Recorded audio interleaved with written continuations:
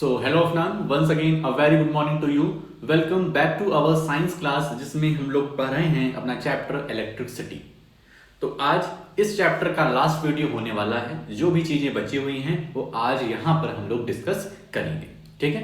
तो फट से आ जाते हैं अपने पीपीटी पर और देखते हैं कौन कौन से टॉपिक बचे हुए हैं जिनको यहाँ पर हमें आज कवर करना है। ये रही पीपीटी चैप्टर नंबर 11 इलेक्ट्रिसिटी। तो आज यहां पर हमको देखना है अपना first topic heating effect of electric current, कि इलेक्ट्रिक करंट से किस तरीके से हीट जनरेट होती है, जिसका सब टॉपिक रहेगा एक ठो practical application of heating effect of electric current. Electric current की वजह से प्रोड्यूस होने वाली जो हीट है उससे कौन कौन से हम एप्लीकेशन, कौन कौन से उसका यूजफुल चीजें हम कर सकते हैं ये देखेंगे। और उसके बाद दूसरा देखेंगे अपना टॉपिक जो इस चैप्टर का लास्ट टॉपिक होगा जिसका नाम है इलेक्ट्रिक पावर, ठीक है। तो ये अपने आज के पॉइंट ऑफ डिस्कशन होने वाले हैं। तो आ जाइए फुल कंसंट्रेशन के साथ अपनी एनसीईआरटी पर और चीजों को बहुत ही अच्छे तरीके से हम लोग डिस्कस करेंगे, समझेंगे, जिससे कि आपको न्यूमेरिकल लगाने में भी कोई दिक्कत परेशानी ना हो, ठीक है। खोल जा भाई, खुल गया।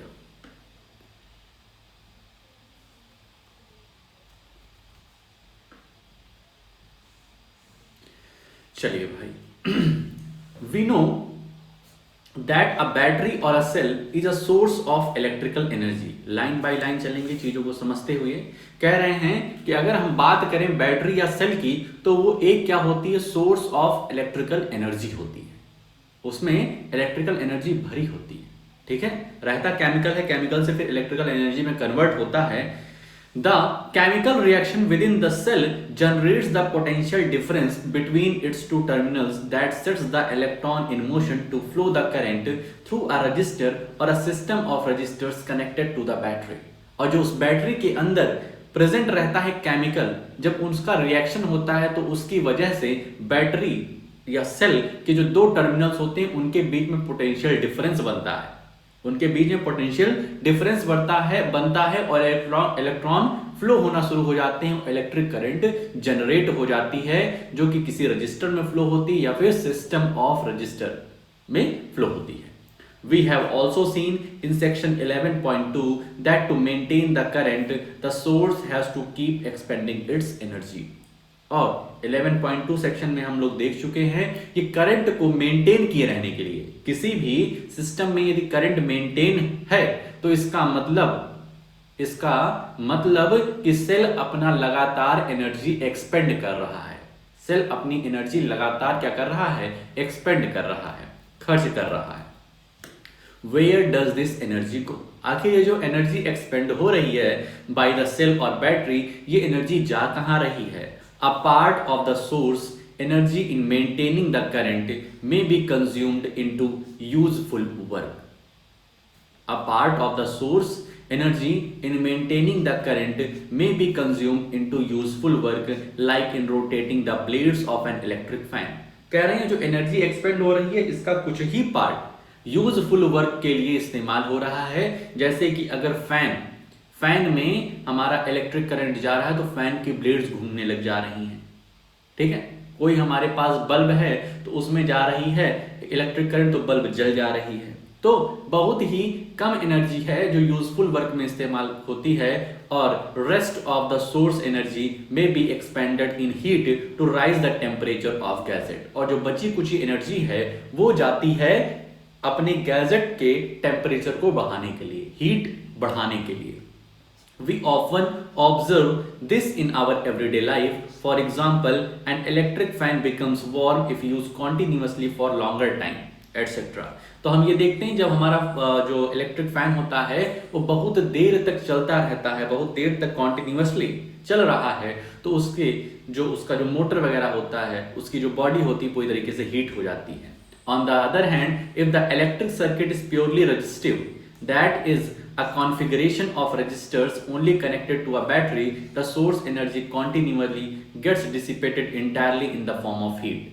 और अगर हम किसी ऐसे गैजेट की बात करें, किसी ऐसे सिस्टम की बात करें जिसमें सिर्फ और सिर्फ रजिस्टर लगे हुए हैं, मतलब वो सिर्फ करंट को रोक रहे हैं, कंज्यूम कर रहे हैं, करंट से कुछ यूजफुल वर्क नहीं कर रहे हैं, तो उससे क्या होगा, उससे हमारा सिस्टम सिर्फ हीट होगा और कुछ उसका यूजफुल वर्क हमको देखने को नहीं मिलेगा, सिर्फ और सिर्फ सिस्टम हीट होगा।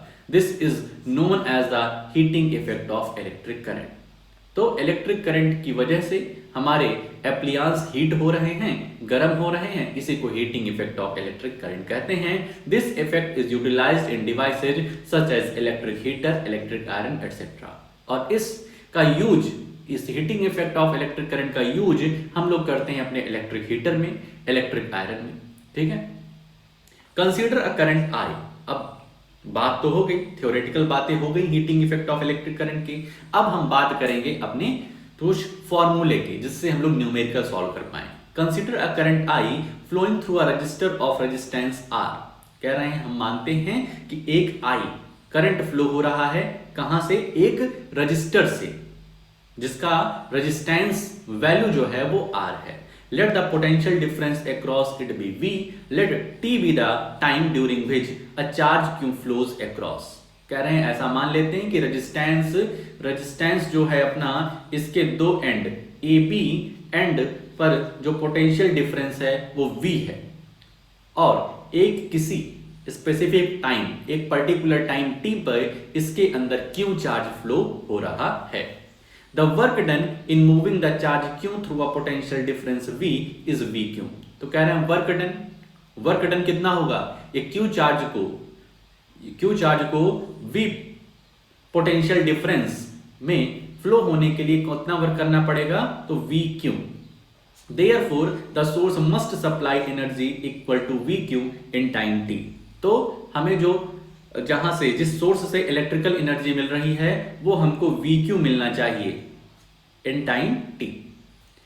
Hence the power input to a circuit by the source is P equals to V multiplied by Q upon T या फिर VI। ये फॉर्मूला समझ लो अच्छे से, ठीक है। P means power, P means power, V for potential difference, Q for charge, upon T for time। और इसी Q अपॉन T को I लिख देंगे, इसमें तो कोई दिक्कत होगी नहीं, ये हम लोग सीख चुके हैं कि charge travel in a given time T is represented by current I, ठीक है। Q अपॉन T को हम I लिख सकते हैं। तो P मतलब पावर, जो हमारे सोर्स से इलेक्ट्रिक पावर आ रही है, ठीक है, तो उसका फॉर्मूला VI बन जाएगा। इस फॉर्मूले को अच्छे से याद कर लो, पहला फॉर्मूला। और the energy supplied to the circuit by the source in time T is P multiplied by T। कह रहे हैं एनर्जी जो सप्लाई हो रही है सर्किट में, एनर्जी जो सप्लाई हो रही है सर्किट में इन अ टाइम T, वो क्या होगा, P into T। P means power multiplied by T, that is VIT। मतलब पहले लिख रहे हैं P मल्टीप्लाइड बाई T, और हम लोग इस इक्वेशन से जाने हैं कि P की जगह हम लोग VI रख सकते हैं, P की जगह रखते हैं VI, तो ये क्या हो जाएगा VIT। ये क्या है, energy consumed by that appliances, that gadget, वो क्या हो जाएगा, कितना उसे पावर मिल रहा है, कितना उसे सोर्स, इलेक्ट्रिक सोर्स से पावर मिल रहा है, मल्टीप्लाइड बाय टाइम T, और P की जगह हम लोग VI लिख सकते हैं, तो VI multiplied by T। What happens to this energy expended by the source? This energy gets dissipated in the register as heat। और ये जो करंट, जो ये एनर्जी मिल रही है, ये कहाँ जा रही है, तो ये अपने रजिस्टर में क्या हो रही है, स्टोर हो रही है, स्टोर होकर के अपने रेजिस्टेंस क्या कर रही है, हीट प्रोवाइड कर रही है। Thus for a steady current I, the amount of heat H produced in time T is H equals to VIT। ये अपना दूसरा फॉर्मूला मिल गया। पहला फॉर्मूला मिला था P equals to VI, P means power given by the source of electricity, V equals to potential difference, I equals to current। जो formula मिल रहा है उसको बार बार लिखते जाएंगे जिससे याद भी हो जाए। और दूसरा फॉर्मूला मिला H equals to VIT, H equals to V I T, इसको हम लोग P इंटू टी भी लिख सकते हैं, ठीक है, क्योंकि वी आई यहीं से तो आया है P से, ठीक है। तो ये दो फॉर्मूले यहां पर मिल गए। Applying Ohm's law we get H equals to V I T मिला है, कह रहे हैं इसमें ओम्स लॉ लगा दो। ओम्स लॉ मतलब V equals to I R पढ़े थे ना, V equals to I R, तो V की जगह हम क्या रख दें, आई आर रख दें, तो ये क्या हो जाएगा आई स्क्वायर आर टी, ठीक है। तो ये तीसरा फॉर्मूला मिल गया हमको।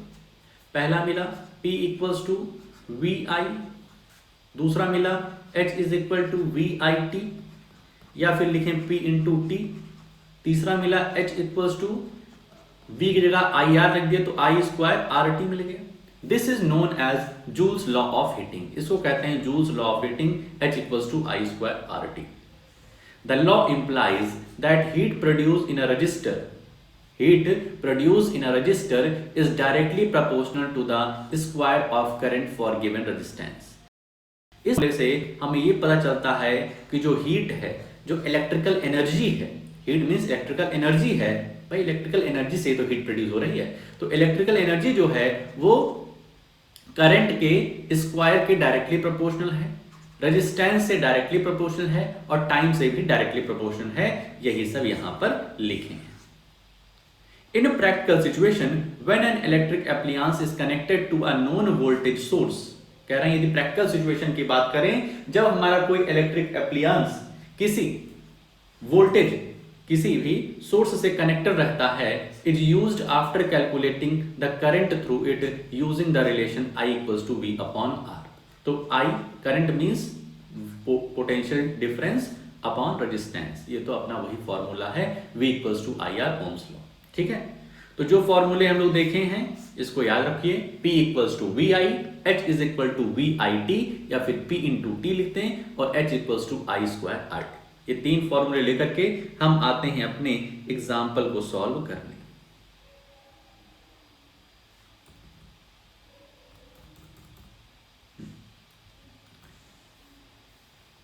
Example 11.10. An electric iron consumes energy at a rate of 840 watt. Watt है means power दिया है. When heating is at the maximum rate, and 360 watt when the heating is at the minimum. The voltage is 220 volt. मतलब यहां क्या क्या दिया गया है, तो कह रहा है जो इलेक्ट्रिक आयरन है वो एनर्जी कंज्यूम कर रहा है, एक मैक्सिमम रेट है उसका 840 वॉट और एक मिनिमम रेट है 360 वॉट, ठीक है। तो ये दो प्रकार के इलेक्ट्रिक पावर को कंज्यूम कर रहा है। कह रहा है वोल्टेज दोनों में सेम है 220 वोल्ट। अब हमें बताना है करंट और हमें बताना है रेजिस्टेंस इन ईच केस। तो सबसे पहले यहां पर केस 1 डाल लेते हैं। when the electric iron is at the maximum rate, जब मैक्सिमम रेट पर है तो क्या क्या दिया गया है, P हमें दिया गया 840 वॉट और V दिया गया है कितना 220 वोल्ट। फॉर्मूला अभी हम लोग देखे P equals to V I, देखे ना फर्स्ट फॉर्मूला देखे थे P equals to V I. तो हमें I निकालना है तो I equals to P upon V हो जाएगा, I equals to P upon V हो जाएगा। तो P अपना है 840 अपॉन 220, ठीक है। इसको सॉल्व करेंगे तो 84 डिवाइडेड बाई 22 इधर कर लेते हैं, 3 2 जा 6, 3 2 जा 6, 14 में 6 गया 8, 7 में 6 गया 1 पॉइंट लगेगा। और उसके बाद ये जाएगा 22 6 13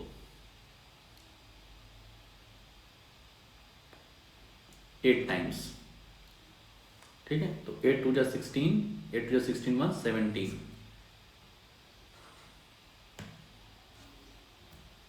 10 में 6 गया 4, ठीक। और ये 0 हो जाएगा, पॉइंट लगा है 0 उतारें, 22 1 जा 22, 10 में से 2 गया 8 और 3 में से 2 गया 1, पॉइंट लगा है 0, एक बार और उतार लें, ठीक है, 3 डिजिट तक ले जाते हैं, उसके बाद राउंड ऑफ करके 2 डिजिट में कर देंगे, तो ये जाएगा 180 है तो 8 टाइम्स जाएगा, तो 176, फिर 4 बचेगा, तो आया तुम्हारा 3.818, जिसको हम लोग 3.82 लिख सकते हैं राउंड ऑफ करके, 3.82। अब करंट की यूनिट है तो एम्पियर में ही होगी, ठीक। अब हमारा करंट आ गया, ठीक है, करंट आ गया, तो अब अपना ओम्स लगा देंगे, V equals to I R, तो therefore R equals to V upon I, ठीक है भाई, रेजिस्टेंस भी निकालना है ना, तो V अपना कितना है 220 और करंट कितनी है 3.82, इसको सॉल्व करो, जो भी आंसर आएगा वो ओम में रहेगा, ठीक है। आई होप क्लियर हो गया होगा। इसी तरीके से केस 2 करना है, ठीक है, इसको डिवाइड कर लेना अपना, तो व्हेन द इलेक्ट्रिक हीटर, यश कर देते हैं, इलेक्ट्रिक आयरन है, electric iron is at the minimum level,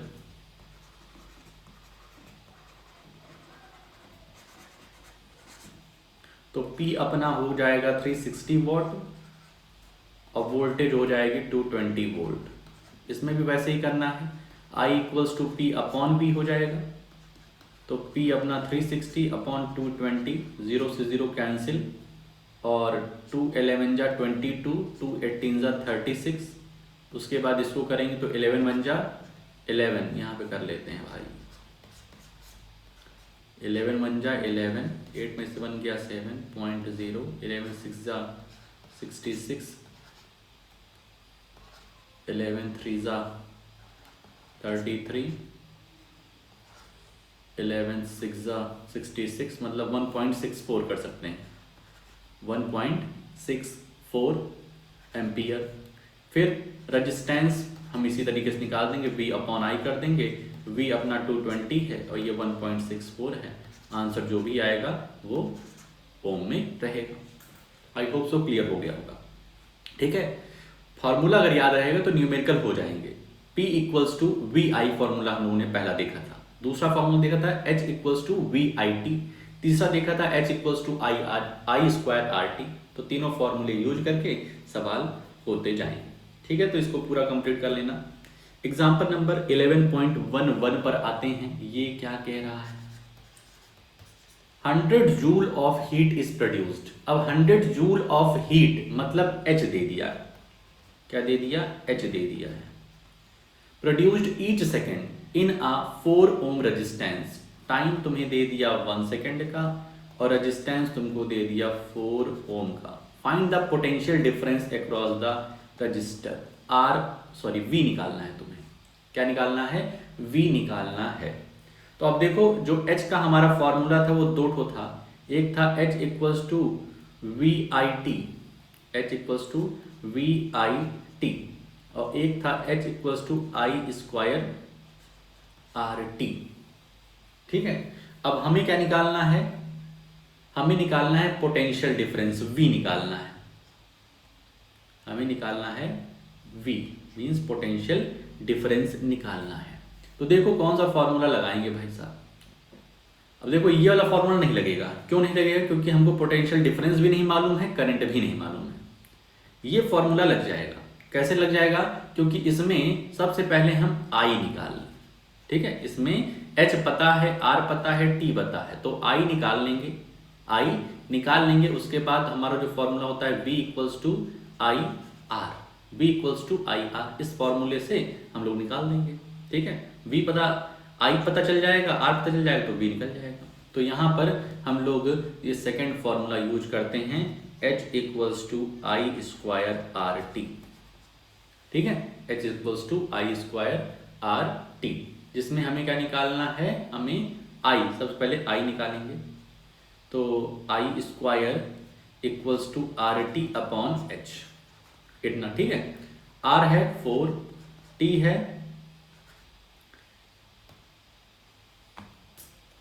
T कितना है, आर टी अपॉन एच नहीं, एच अपॉन आर टी होगा ना, H upon R T. H कितना है 100 जूल, आर कितना है 4, टी कितना है 1, तो ये हो जाएगा 100 अपॉन 4 आई स्क्वायर की वैल्यू, मतलब आई स्क्वायर की value 24, therefore I equals to 5 ampere. आई देखो 5 एम्पियर आ गया। अब इसके बाद V equals to I R कर देंगे, V equals to I R, I की वैल्यू 5 आ गई, आर की वैल्यू 4 आ गई, तो ये आ जाएगा 20 वोल्ट। ठीक है, क्लियर है। सबसे पहले आई निकाला, आई इस वाले फॉर्मूले से निकलेगा, इस वाले से नहीं निकलेगा, क्योंकि इसमें दो वेरिएबल हैं, दो चीजें नहीं पता है, V भी नहीं पता है, आई भी नहीं पता है, और इसमें तो सिर्फ एक चीज नहीं पता है, आई, तो आई निकालकर फिर V निकल जाएगा। ठीक है, अब वापस से हम लोग आते हैं एनसीईआरटी पर, इसके आगे की चीजों को डिस्कस करते हैं।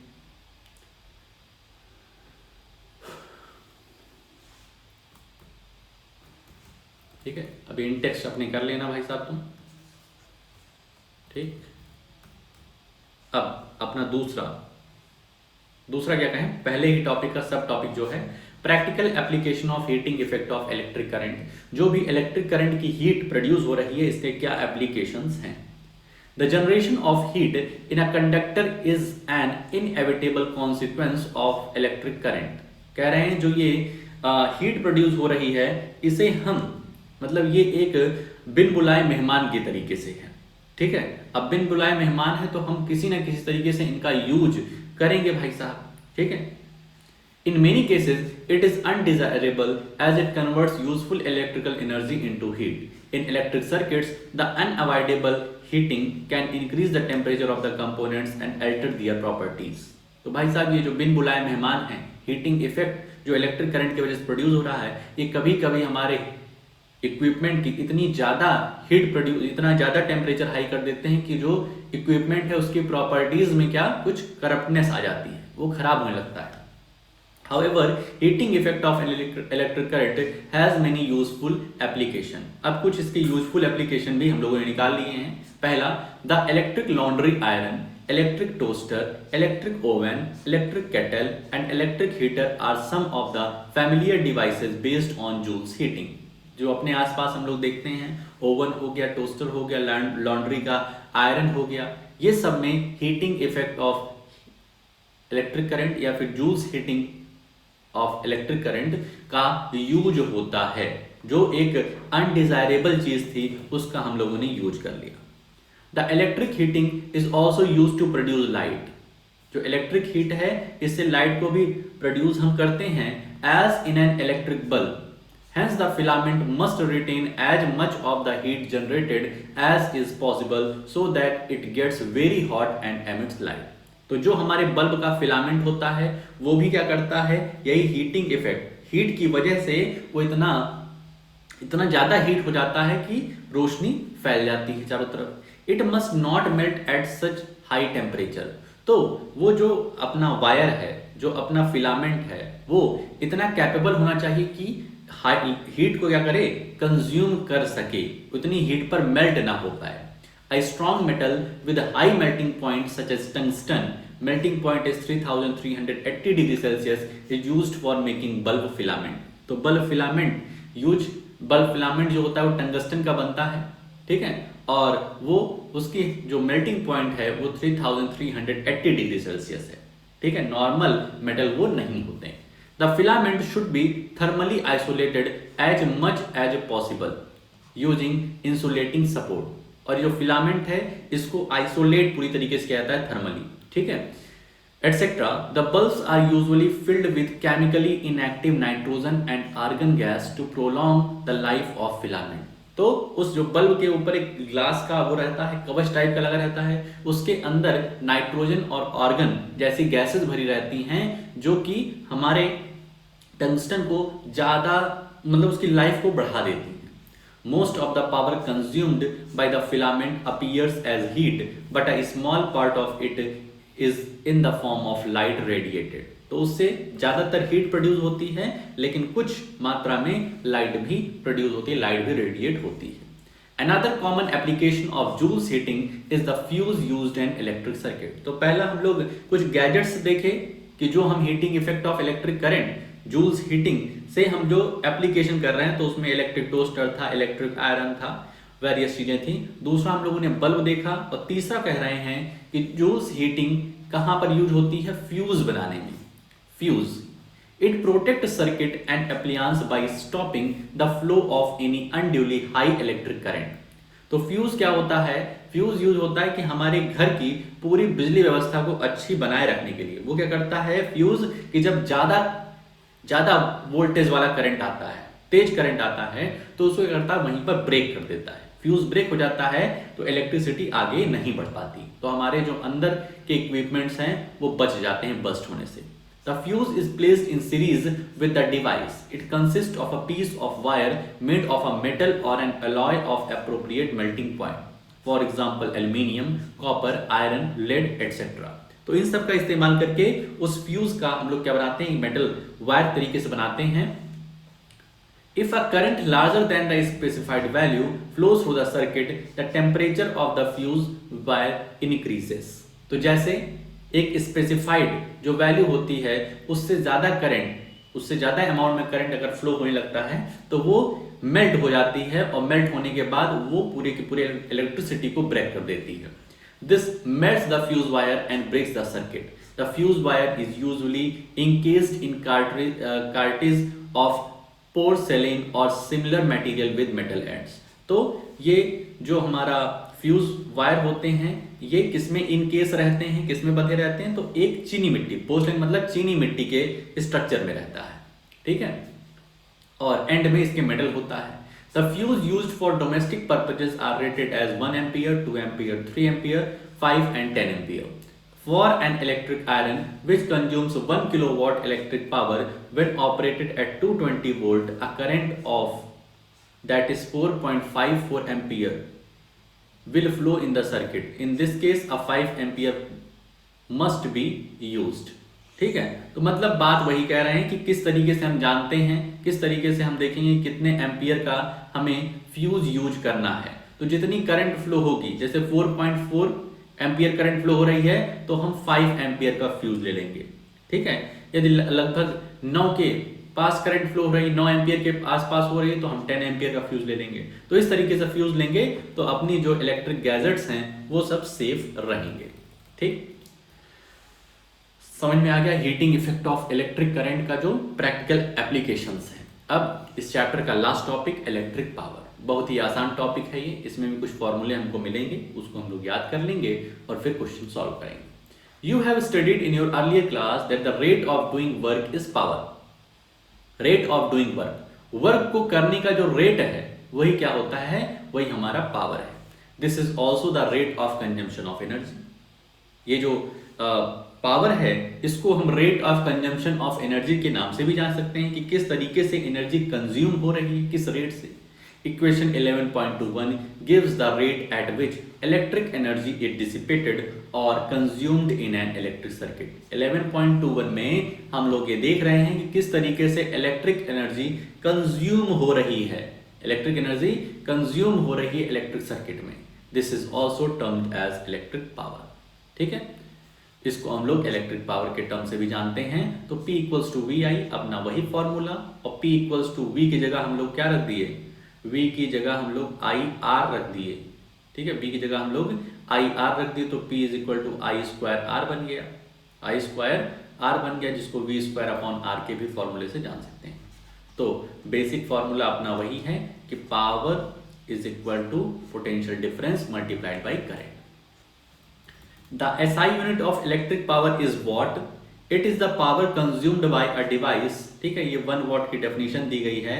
It is the power consumed by a device that carries 1 ampere of current when operated at potential difference of 1 volt. जब पोटेंशियल डिफरेंस 1 वोल्ट रहेगा और उसके थ्रू 1 एम्पियर करंट फ्लो हो रही है, तब हम कहेंगे कि ये जो डिवाइस है ये 1 वॉट की पावर कंज्यूम कर रहा है, ठीक है, एब्जॉर्ब कर रहा है।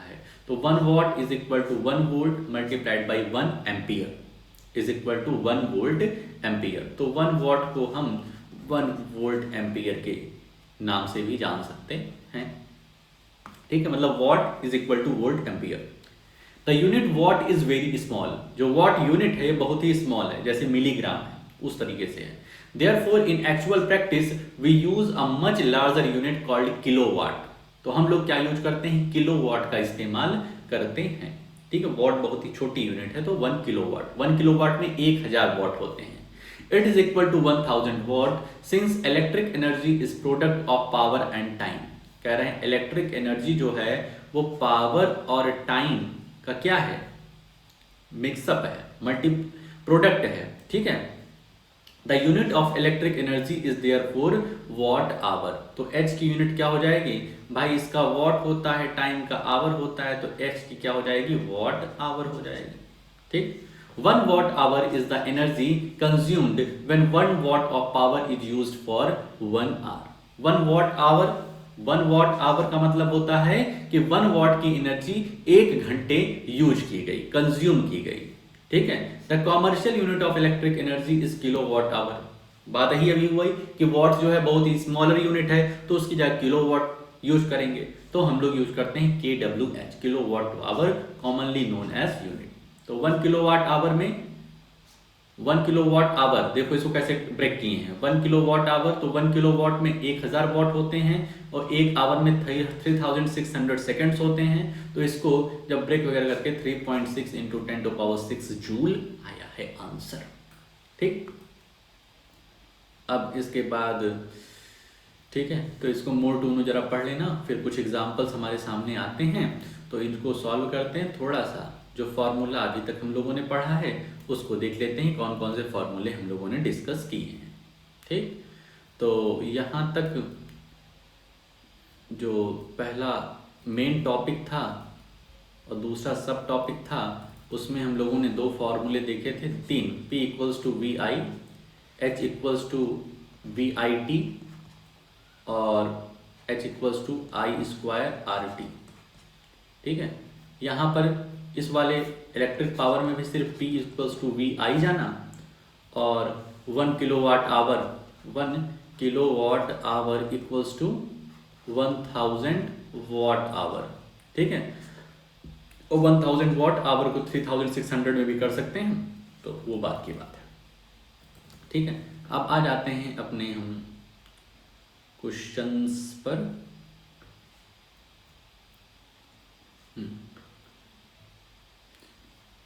A bulb is connected to a 220 volt generator. The current is 0.50 ampere. What is the power of the bulb? Voltage दिया है 220 वोल्ट, करंट दिया है 0.50 एम्पियर और कह रहा है पावर बताने के लिए। पावर, तो पावर का सिंपल सा VI हो गया। ठीक है, V equals to 220 multiplied by 0.50 ampere, तो ये अपना हो जाएगा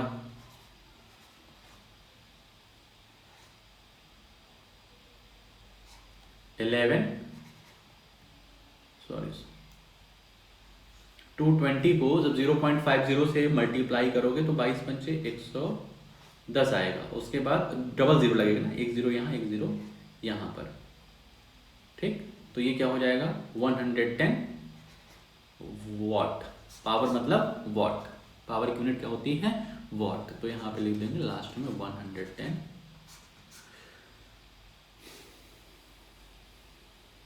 ठीक है भाई, 110 वॉट। 11.13 लास्ट एग्जाम्पल अपने एक्सरसाइज का या अपने इस चैप्टर का। An electric refrigerator rated 400 watt operates 8 hour per day. मतलब ये पावर दिया है और 400 वॉट और टाइम कितना दिया है 8 hour per day, 8 hour per day. और यहाँ पर what is the cost of the energy to operate for 30 days, तो 8 मल्टीप्लाइड बाई 30 मतलब 240 आवर, 240 आवर। ठीक है, तो कह रहा है कि यदि इस तरीके से एनर्जी कंज्यूम की जा रही है तो 30 डेज में कितनी एनर्जी कंज्यूम करेगा, पहले हमें ये निकालना है कितना एनर्जी कंज्यूम करेगा। ठीक है, तो total energy consume, total energy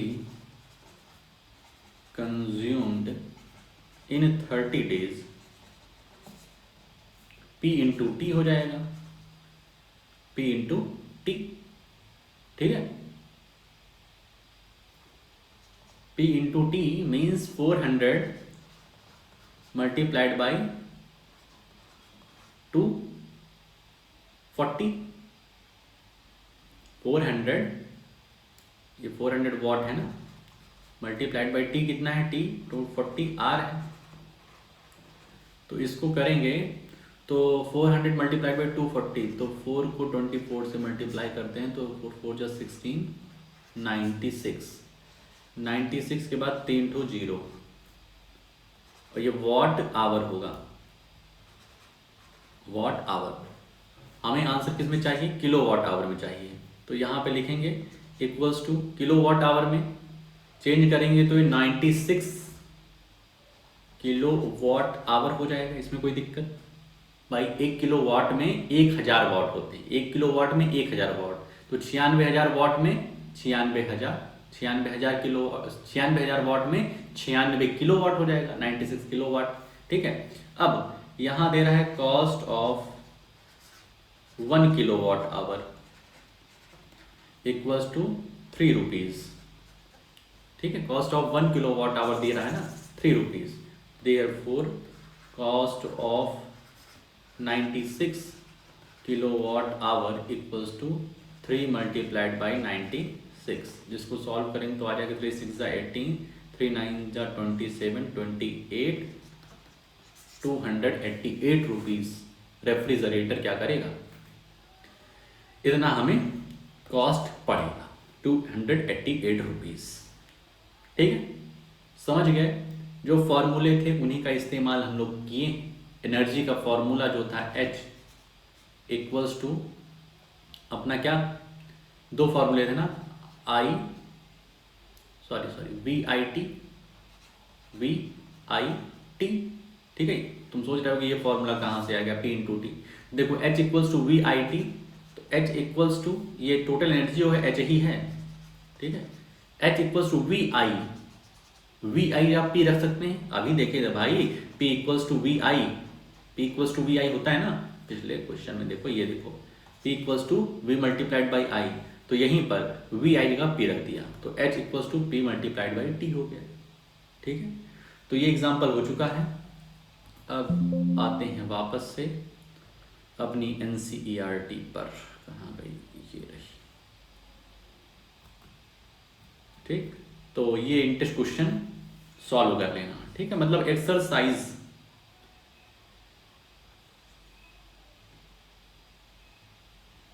exercise को छोड़ करके जितना पढ़ाया हूं उतनी की अच्छे से रीडिंग कर लेना। जो भी एग्जाम्पल मैं बताया हूं खुद से ट्राई करना, छापना नहीं, और इंटरेस्ट क्वेश्चन जितने भी हैं उनको कर लेना। ठीक है, तो आज के लिए बस इतना ही रखते हैं, मिलते हैं नेक्स्ट वीडियो में। ओके।